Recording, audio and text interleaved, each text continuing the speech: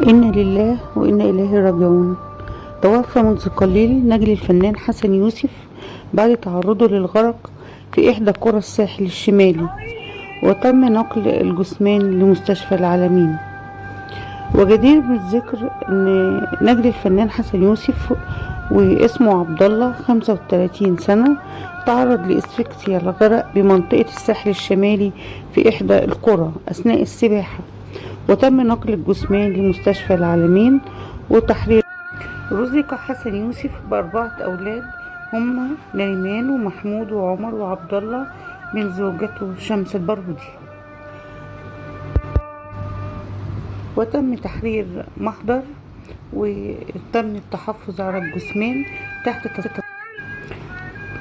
تحت تصرف نيابة مفتش الصحة بمطروح.